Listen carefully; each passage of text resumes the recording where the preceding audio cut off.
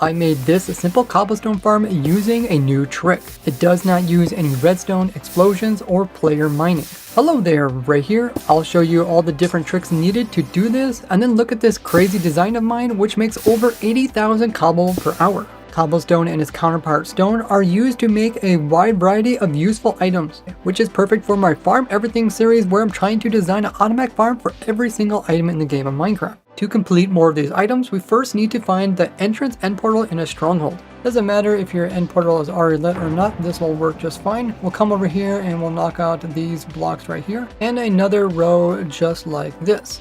If the silverfish from the spawner are bothering you, just break it. Then we're going to come in and place in a slab right here underneath of this first portal block. Then place a boat directly in the center of it by clicking in the middle of the block. Then just come over here and kind of push at the boat so that it's far enough over that you can place in a snow block.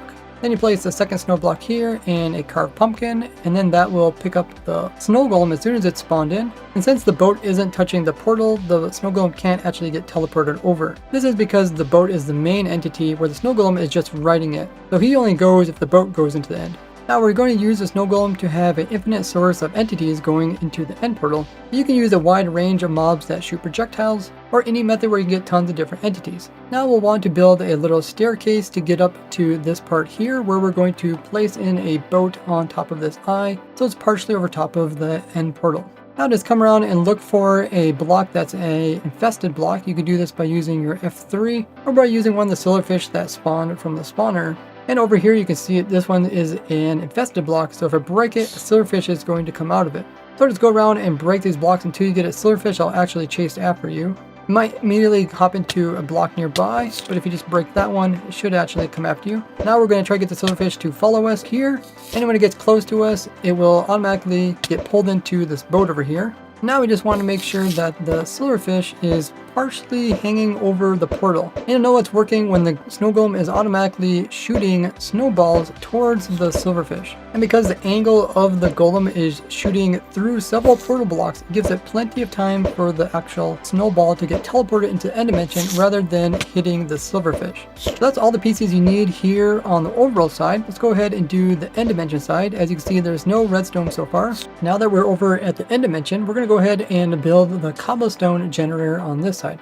I'm going to use glass just so we can watch it, but you can use whatever block type you would like to use. We're going to come in and build in the area which is going to hold the bottom, which is going to keep in some water that's going to flow about and collect all the different items. So we have blocks on all sides. And then we're going to have the water in these stairs here. We won't put them in right now. But they're going to come around and bring up the sides here so that they are too tall. This is because these sides are also going to hold the water and lava up above. So on top of each of these, we're going to have some water. Before we put that in, we're going to go ahead and place in some blocks on the sides of each of these four sides, as well as on the back side, to stop the water from getting out, so that's only flowing into our farm. We'll just finish this on the fourth side right here, and to get done it should look like that. Now you can go ahead and reach down here and place in the water sources down below, and then continue to stay up here where we can place in the water that goes up here. Putting in 3 sources like this will make an infinite source just in a little bit. You can also use ice and break that down as an easy way to transport it. Now that we have all the water in, we're going to come in and close off the top of the water because the lava is going to come around and actually potentially fall into there and kill all our water sources. So this will separate the lava from the water. Now the next part is directional. So if we stand up here and then face the direction of west, then come in and place in some slabs over here in this corner just like that. Now we're ready to place in lava. We'll place 1 lava source on this side here and 1 lava source on this side here. And if we do it properly, both these sources should be able to spread across this entire area that's open. While they're doing that, they're also going to come in and end up converting the nearby flowing water into stone as well as cobblestone. And once that fills in, it's going to automatically turn those water sources into a continual water source all the way around here. The reason why we have this 2x2 area in is because of the way that lava updates. We're able to get a couple extra cobble to get generated, but it never actually reaches over here. And we'll be able to see that once we get this running. Now that we have the cobblestone generator built up, we just need to build in the collection system. Since we have all these water sources pushing all the items to the centerpiece right here, this will make it pretty easy to collect the item from underneath. So in the very center of the platform, we want to come in and place in a block there and then a block right here. Now we're going to come in and place in a double chest on this side, and then we're also going to come over here and place in a double chest like this. Now we're going to come up and connect these to get them a bit closer by putting in hoppers, one going there and one going over here.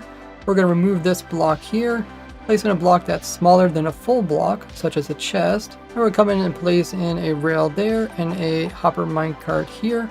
Then you can sprint and actually punch this to move it over a little bit that direction. And then come in and remove this chest right here.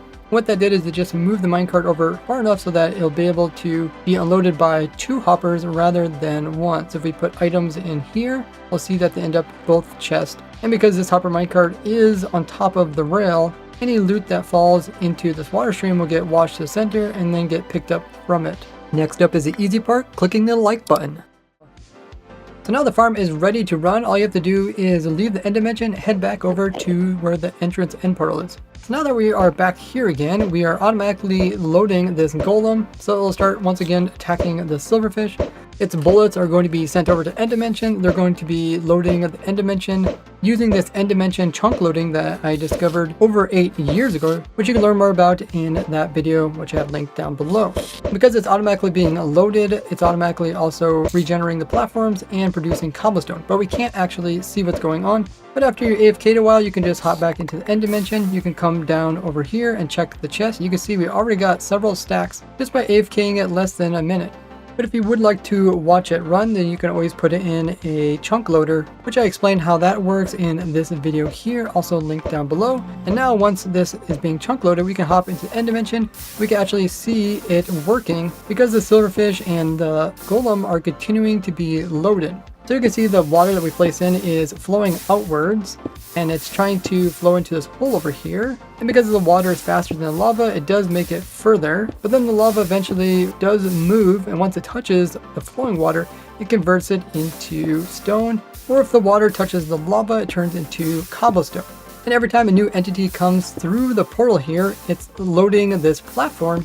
And where in the past everything in the platform would just get deleted, and now we'll break it down. So it breaks down the stone into cobblestone and the cobblestone into cobblestone items. And all those are just falling from gravity and getting pushed by this water on the edge. And that's why we have the water sources outside of the area that gets replaced. That way, as soon as the platform gets broken down, and they come in and push all the items towards the center and get picked up by the hopper minecart, which can pick up items a whole meter above them.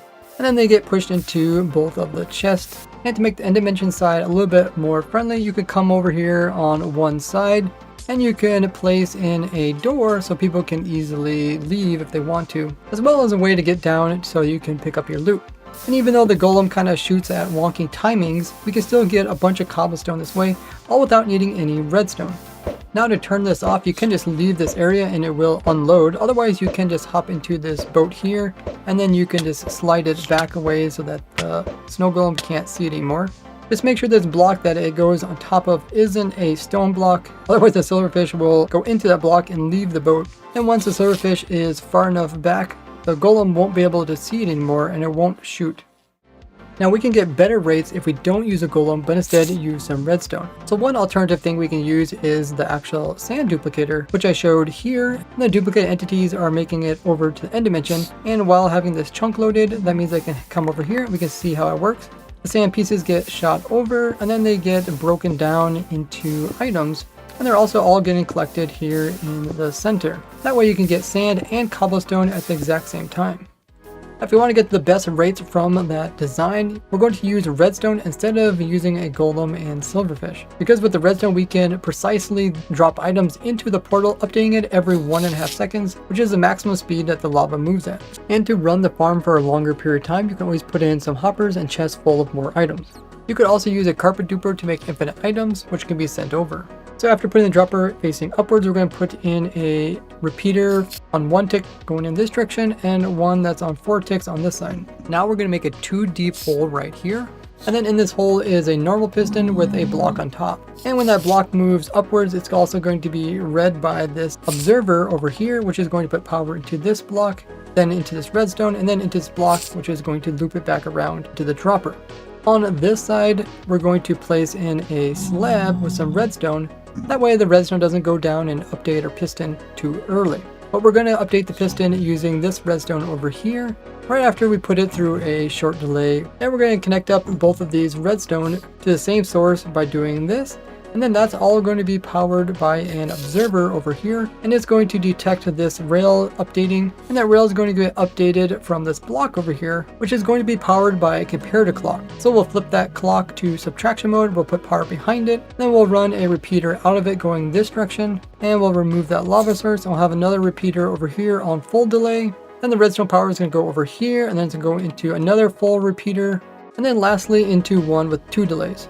So now if we just come over here to this dropper and put in some items that it can drop over into the other dimension. By us standing here, we're loading the machine, and by the items going into end dimension, it's loading the end dimension, also resetting the platform, as well as running the cobblestone generator at the perfect speed. In order to watch the farm run, we do need to put in a bunch of delay in order so that we can actually hop in without interrupting the synchronization between the cobblestone generator and this clock over here. So we can do this just by placing a block here instead, and then running a bunch of delay with repeaters, so that when we do turn on, we got some time to hurry jump into the portal before the machine will turn on. This will reset the time it takes for the lava to start moving again. That way it's synchronized perfectly with their clock, and the player themselves hopping into the end dimension won't mess it up.